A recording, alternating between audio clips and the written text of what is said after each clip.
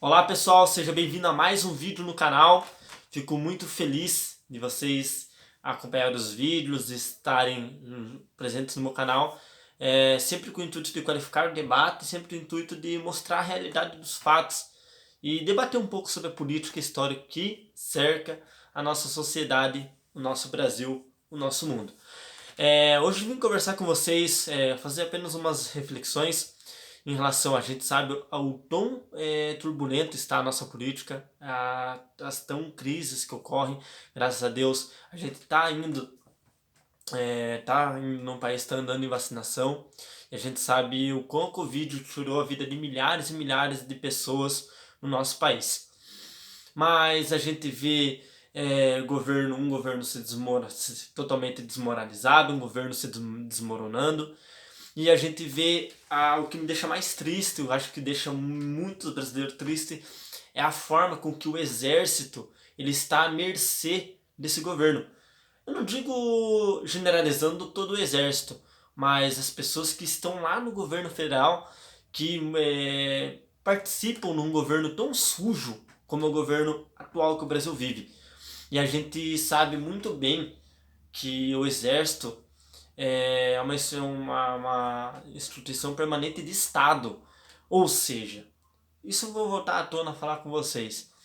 Ou seja, se quando teve as eleições, 56 milhões de brasileiros foram votaram, foram a favor de Jair Bolsonaro, outros 44 não foram a favor do Bolsonaro. Se a gente pegar e ver toda essa crise que o governo está passando, a gente vê milhões e milhões de pessoas, milhares e milhões de pessoas mudando seu conceito sobre o atual governo.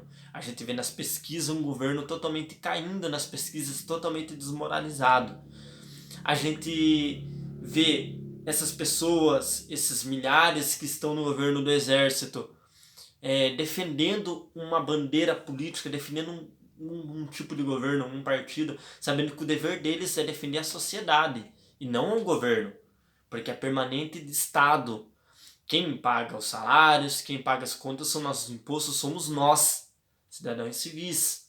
Então o exército ele é uma arma permanente de Estado. A partir do momento que ele defende um governo, você que é da ativa, você que está no exército, que defende esse governo, você vai contra a população, vai contra o povo que é contra o governo, porque você está se posicionando de um lado você está se posicionando de um lado do governo federal. Quem é do exército vai contra o povo? Essa é uma pergunta. Eu tenho o direito de fazer essa pergunta.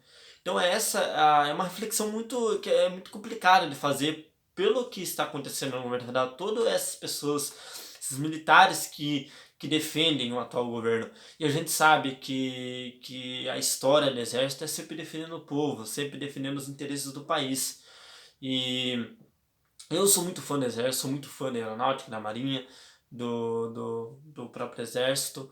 Então é complicado a gente discutir tudo isso, a gente fica triste de ver que há ainda essa discussão, sabendo que a gente acabou do período de 1985, quando teve a redemocratização com a Carta Magna, 5 de outubro de 88, a gente viu que teve essa separação entre o exército e a política, a gente vê políticos, a gente vê uma democracia, onde que você tem o voto, onde que você tem o direito de liberdade de expressão, onde que a gente passou por todo aquele período turbulento que foi de 64 em diante.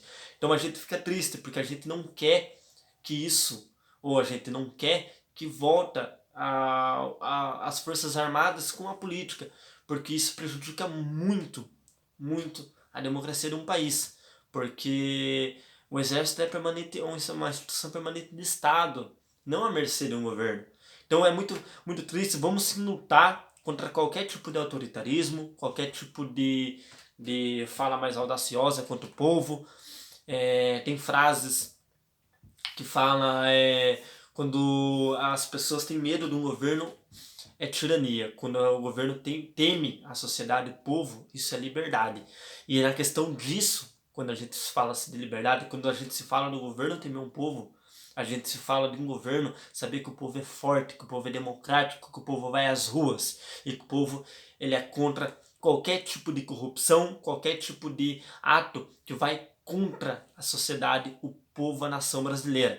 E a gente sabe muito bem que isso é o dever de nossos cidadãos civis, porque nós vivemos num país democrático, num país que tem suas limitações, tem suas falhas, mas eu acredito muito que o Brasil pode chegar um dia a ser um grande país, a ser um país que não vê países como a China como inimigos, ou Estados Unidos, ou outros países da Península Arábica, ou etc.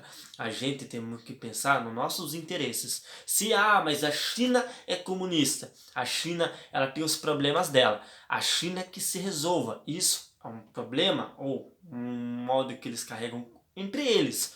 O que a gente tem que saber é que a China compra nossos grãos, a China compra nossa carne, a China compra nosso leite, a China compra nosso etanol. Então a China ela é uma importante aliada comercial do Brasil.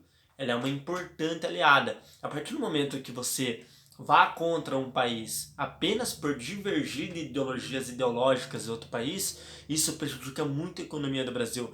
Dizia, eu não lembro muito bem agora se foi Nixon na década de 70, não lembro muito bem agora. Talvez esteja errado, mas tem uma fala que é uma frase bem conhecida que fala dos Estados Unidos, que os Estados Unidos ele não tem amigo, ele tem interesses.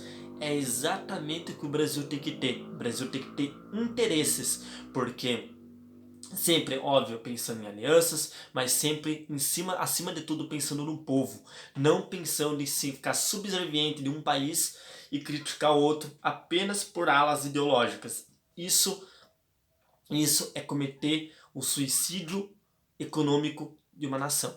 Então, muito obrigado a todos vocês que nos assistiram. A gente do meu canal Democracia Brasileira, eu recomendo você estar indo no canal do Dr. Leonardo, o canal Importante é Saber.